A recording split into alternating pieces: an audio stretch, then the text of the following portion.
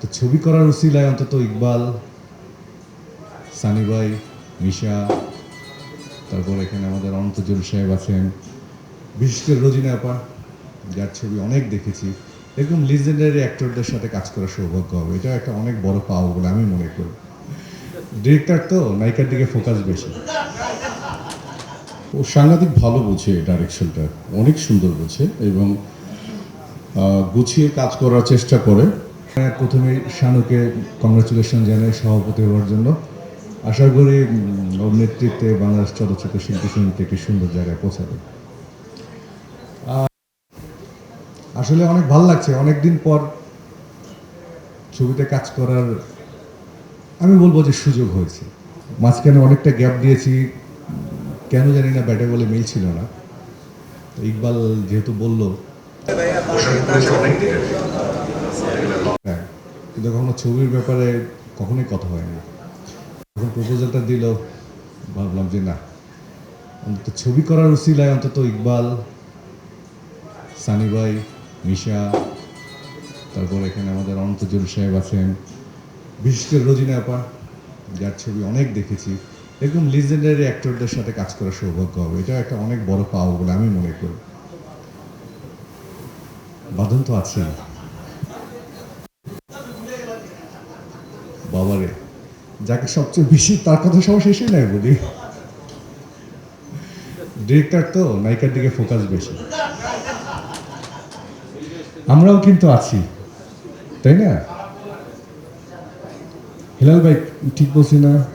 তো আমি আশা করব আমাদের সবারই চেষ্টা থাকবে একটা সুন্দর ছবি উপহার দেওয়ার আপনাদের জন্য।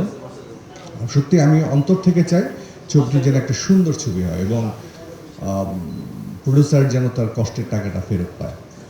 এবং সেই সাথে সাথে যারা মিডিয়া এখানে আছেন তাদের প্রতি একটা অনুরোধ থাকবে যে একটা ছবিটা আপনাদের মাধ্যমে যেন একটা ওয়েল মার্কেটিংয়ের ব্যবস্থা হয়। কারণ একটা সুন্দর ছবি যদি ওয়েল মার্কেটিংয়ের ব্যবস্থা হয় তাহলে ছবিটি দর্শকের কাছে সহজে পৌঁছায় এবং গ্রহণযোগ্যতা পায়। আমি মনে করব চলচ্চিত্রের এখন যে অবস্থান সেখানে আপনাদের একটা বিশাল ভূমিকা আছে এই অবস্থান থেকে বের হয়ে আসার জন্য। আমি আবেদন রাখবো আপনারা অবশ্যই আপনাদের সেই সুন্দর দায়িত্বটা অবশ্যই পালন করবেন এবং একটি সুন্দর ছবি যেন আমরা বাংলাদেশের দর্শককে উপহার দিতে পারি। আমরা সবাই মিলে সেই চেষ্টা করব। ধন্যবাদ সবাইকে। গুলশানের চামেলি এই ছবিটা ইকবালের পরিচালনায় আমার সেকেন্ড ছবি হবে। ওর ডেড বডিটা করেছিলাম। ও সাংঘাতিক ভালো বোঝে ডাইরেকশনটা, অনেক সুন্দর বোঝে এবং গুছিয়ে কাজ করার চেষ্টা করে।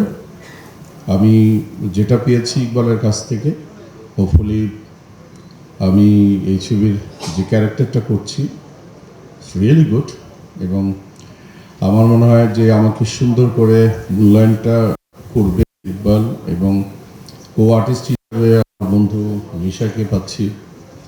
আর প্রায় 92-তে বোধ হয় সম্ভবত 92-তেই হবে।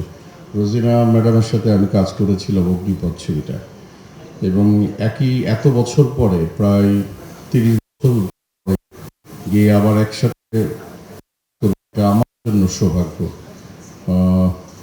এবং আরও ভালো ভালো আমিন আমার ছোট ভাই প্লাস বন্ধুবর, ও কাজ করছে। It is a great surprise আমি মনে করি। আর যারা যারা এখানে আছে, খসরু ভাই, তারপরে পরিচালক সমিতির সভাপতি আমার ছোট ভাই শানু, এবং শানুকে কংগ্রেচুলেশন। হোপফুলি সাধারণ আসো। আর এখানে কলকাতার আর বাঁধন অনেক ভালো শিল্পী একজন। হোপফুলি এই ছবিটা একটা অন্যরকম একটা ছবি হবে, সেটি আমি বিশ্বাস করি। থ্যাংক ইউ ভেরি মাচ এবং ভালো একটা চলচ্চিত্র হোক সেটি আমি বিশ্বাস করি। Thank you.